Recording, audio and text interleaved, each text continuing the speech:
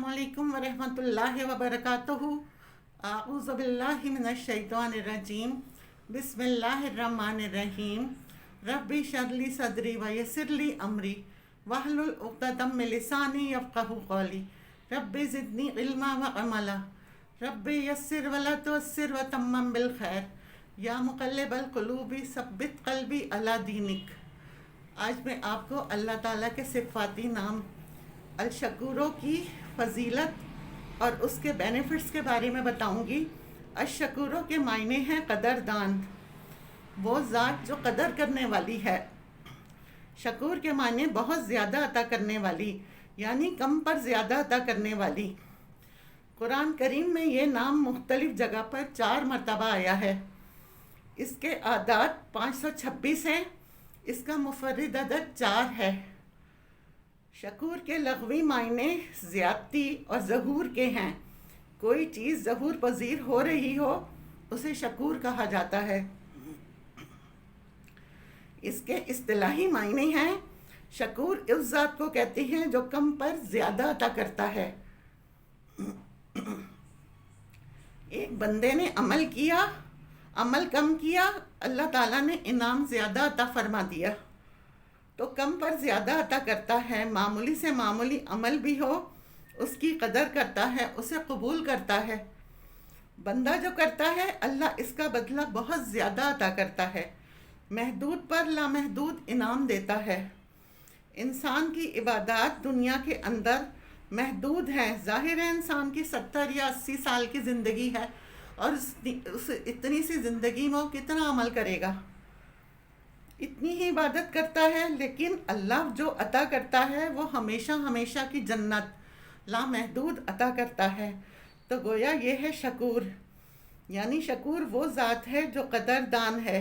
ये बंदे की नेकी, उसका तक़वा और उसकी अताअत जो है ये इसकी कदर करता है। उल्मा फरमाते हैं इसके 3 रुकन हैं। नंबर 1, पहला रुकन तो ये है कि बंदा ये इतराफ़ करे कि ये जो नेमत अता की जा रही है ये फ़लाँ ज़ात की तरफ से है और मैं इसका अहल नहीं था। सबसे पहले नेमतों का इतराफ़ करे। नंबर 2,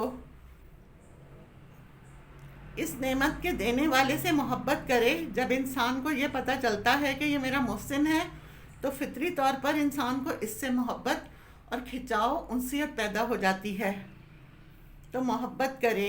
नंबर 3, अताअत करे कि मोहसिन ये नेमतें अता करके आपसे क्या चाहता है तो बस उसकी अताअत करे। गोया ये तीनों इतराफ़, मोहब्बत और अताअत, ये 3 रुकन हैं। जब इनको पूरा कर लेता है तो शकूर ज़ात की हैसियत इसको बंदे ने तस्लीम कर लिया। ये है शकूर। इसी बुनियाद पर अल्लाह ताला दुनिया में बंदों को नवाजता और अता करता है। हालांकि बंदा और उसकी हकीकत कुछ भी नहीं है अल्लाह की ज़ात के सामने।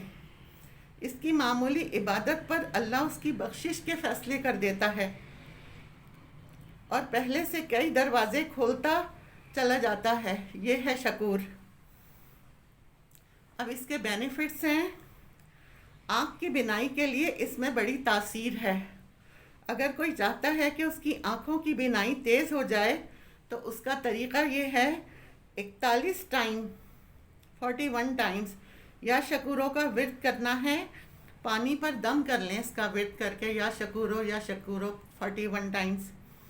अव्वल व आखिर 11 मरतबा दुरूद शरीफ पढ़ लें। दम करके इस पानी से आँखों को धोना है, आँखों में छींटे मारें, इससे आँखों की बिनाई तेज़ हो जाएगी इंशाअल्लाह।